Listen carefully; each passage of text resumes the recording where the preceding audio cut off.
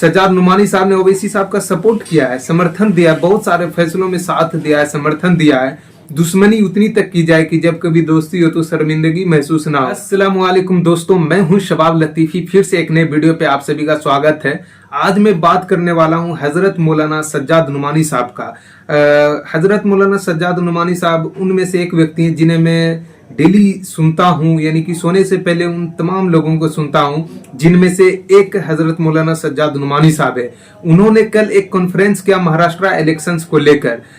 उन्होंने जो कॉन्फ्रेंस किया उनमें से एक लिस्ट जारी किया कि किन पार्टीज के किन कैंडिडेट्स के मुखालफत करना है और किस कैंडिडेट के किस पार्टी के कैंडिडेट्स का हिमायत करना है, वोटिंग देना है। उन्होंने जनता से अपील की, आवाम से अपील किया कि किन्हें वोट देना है, किन्हें वोट नहीं देना है। इसी सिलसिले में एक सीट है महाराष्ट्र के औरंगाबाद ईस्ट का, जहां से AIMIM यानी ऑल इंडिया मजलिस इत्तेहादुल मुस्लिमीन के कैंडिडेट्स इम्तियाज जलील साहब हैं।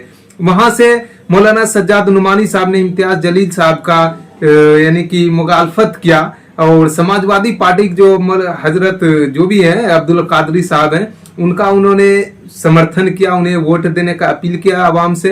तो इस पे तमाम AIMIM के जो भी सिपाही हैं, चाहने वाले हैं ओवैसी साहब के या इम्तियाज जलील साहब के, उन्होंने लगातार मौलाना साहब को ट्रोल किया। बहुत सारे तो ऐसे मिले पोस्ट जिनमें उन्होंने गाली भी दे रखी थी, एजेंट बता रहे थे, जो कि मुझे बहुत बुरा लगा। वो उनकी अपनी राय थी, वो अपनी राय से चले जिन्हें वोट करना है। और मैं बता दूं कि कई सारे ऐसे मुद्दे थे, कई ऐसे सारे मसले आए जिनमें हजरत सज्जाद नुमानी साहब ने ओवैसी साहब का सपोर्ट किया है, समर्थन दिया है, बहुत सारे फैसलों में साथ दिया है, समर्थन दिया है।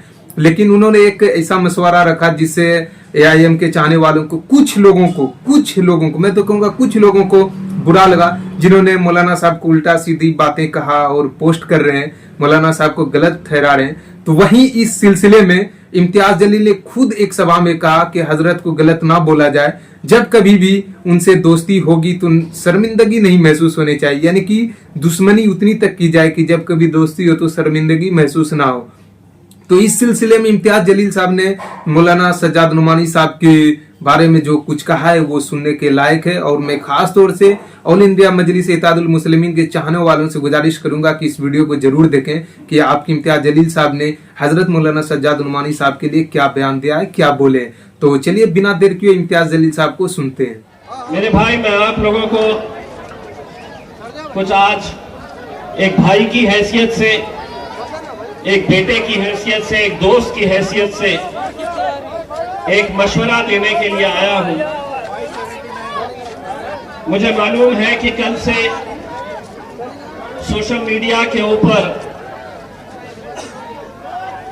कुछ एक फैसले को लेकर अलग अलग तरह के कमेंट्स किए जा रहे हैं।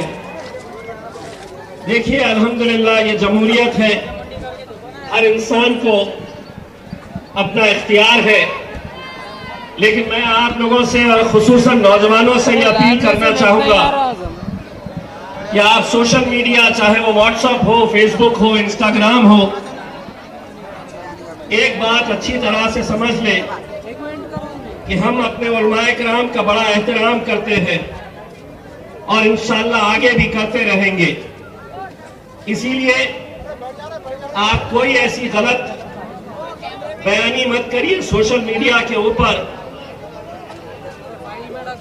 कि जिसकी वजह से आज जो भी फैसला लिया गया है, हो सकता है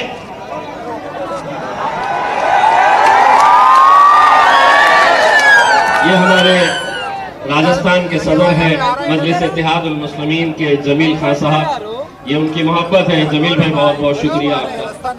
तो मैं जो बात कह रहा था, कल ऐसा ना हो कि आज जो फैसला लिया गया है और कल अगर अल्लाह ने दिलों को फेर दिया और हमारा आमना सामना हो जाए तो किसी को शर्मिंदगी का मौका नहीं मिलना चाहिए।